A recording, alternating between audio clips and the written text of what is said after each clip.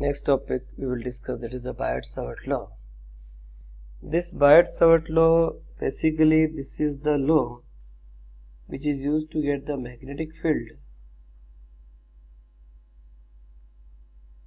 in surrounding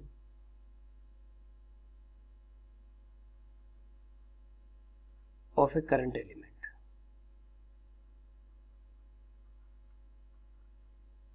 Basically, any conductor will be given to us. We will divide this conductor into infinite small elements of length dl.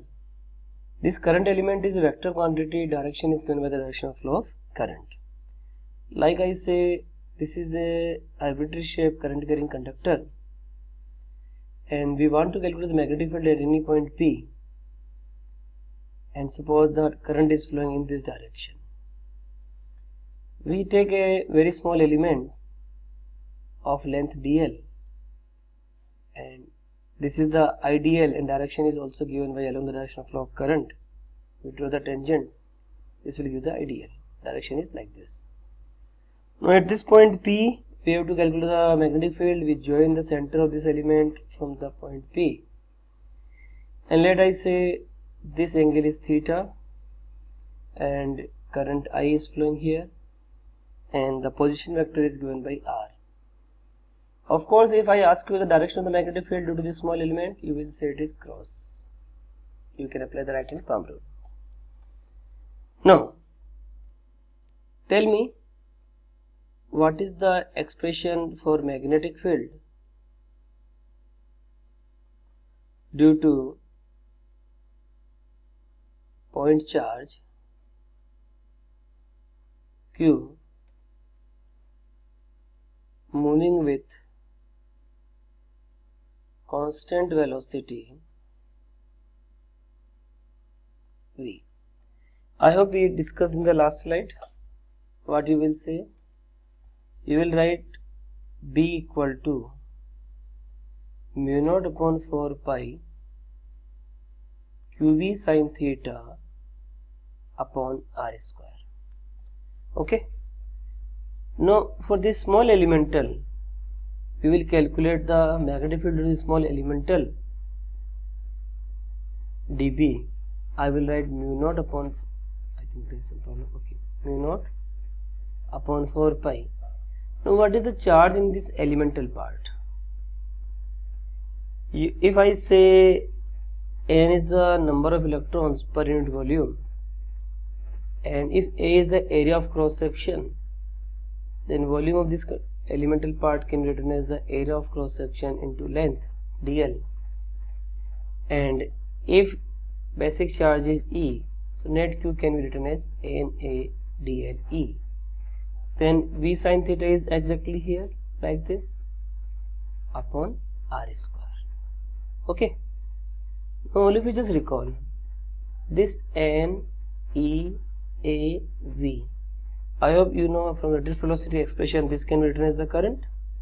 So net dB can be written as mu naught upon 4 pi, and this is I, then dl sin theta upon R square. Is it clear to all of you?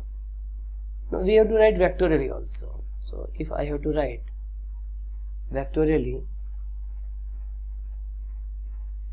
we will write dB in vector form mu naught upon 4 pi I. I think all of you know we have to multiply and divide it by the R. So you can say IDL cross R upon RQ. Is it okay? And direction, this is the vector, basically this is the vector. So direction of dB is perpendicular to the plane containing IDL and R. I hope it is clear to all of you. And if it is CGS system, let me clear it. This K will be taken as 1, because generally we will discuss for the free space.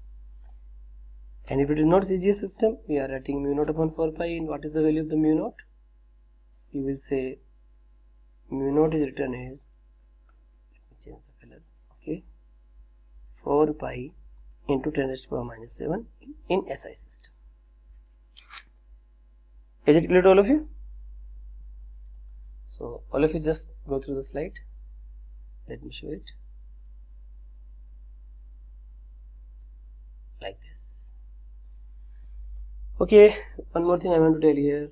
I think it is written. You can go through this. If theta equal to 0 degree or 180 degree, you put here what is magnetic field? Magnetic field is 0. And magnetic field is maximum when theta is 90 degree. And theta is the angle between ideal, current element and position vector. If there is a current carrying conductor, point of observation is at this point P or at this point Q, that is along the axis. At both the point magnetic field will be 0. Is it clear? Let me go to the next page.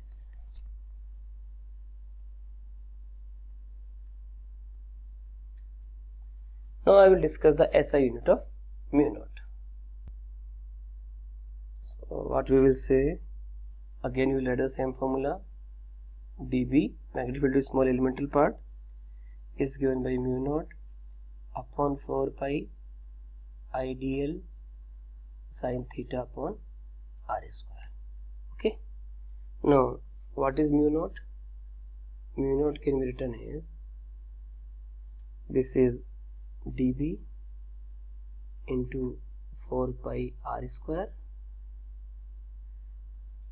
upon I dl sin theta. Now dB in SI system, it is in Tesla. We have discussed in the last class.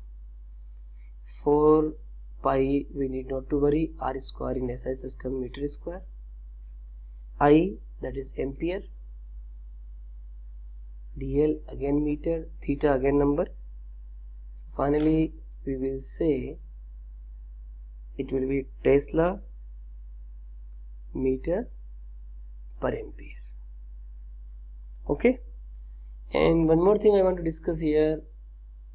After some time we will read one more formula for the magnetic flux, phi equal to B dot A.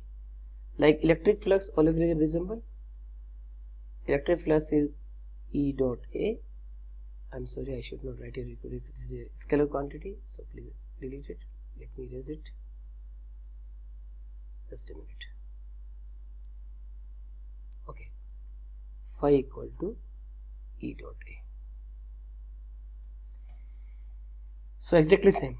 So flux we will discuss later on, but again you will get B equal to phi by A. Flux in the SI system is measured in Weber, area in meter square. So you can put this value also here. So what we will get, mu naught equal to, I will say this is dB, dB is Weber per meter square. 4 pi need not to worry, r square we have to think, that is meter square. I, that is ampere.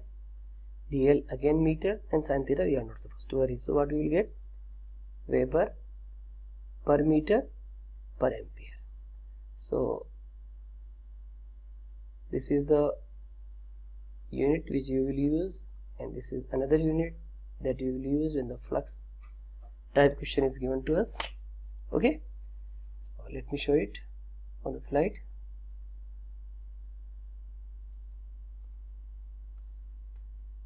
Okay, all of you check it. Now I have to write C in terms of epsilon naught and mu naught. This we will use in the electromagnetic wave chapter. All of you just recall, what is the value of the 1 upon 4 pi epsilon naught? You can easily say 9 into 10 raised to the power 9. And all of you just try to write the value of the mu naught upon 4 pi. I told you mu naught is 4 pi into 10 raised to the power minus 7. So this I will get in the SI system, that is 10 raised to the power minus 7. Okay. Now, if I use these two equations, if I divide this equation by this first equation by second equation, what we can write?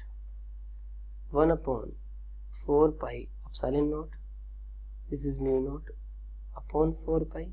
Okay, this is 9 into 10 to the power 9 upon 10 to the power minus 7.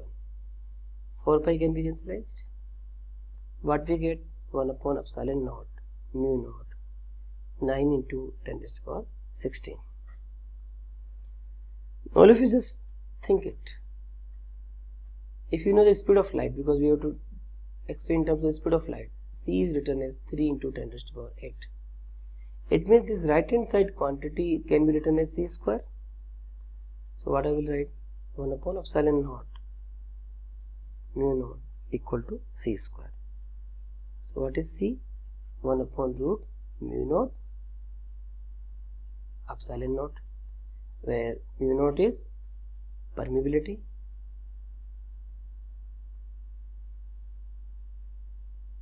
and epsilon naught is permittivity.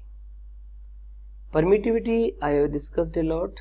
Permeability I will discuss in this chapter, but just it is starting. You are supposed to know permeability means it is the ability of the medium so that magnetic field lines can pass through it. Okay, of course we will discuss in detail also. So let me show it.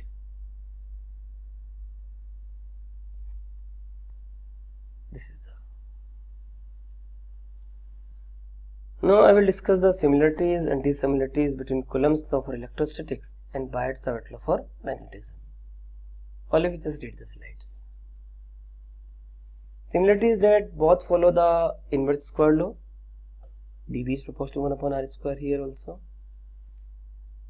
It is visible to all of you. And F, that also follow. F is proportional to 1 upon r square. And the principle of superposition is applicable to both the field. Let me go to the next slide. Dissimilarities. Electric field is created by scalar source, that is a charge. Charge is scalar quantity. But magnetic field is created by the current element, IDL, we have discussed. It is a vector quantity. Direction is direction of the flow of current. Second difference, electric field created by the point charge is radial, like this. But magnetic field created by the current element, I think we have discussed, it is given by IDL cross R. So it is perpendicular to the plane which is containing the current element and position vector. So this is the difference. Okay.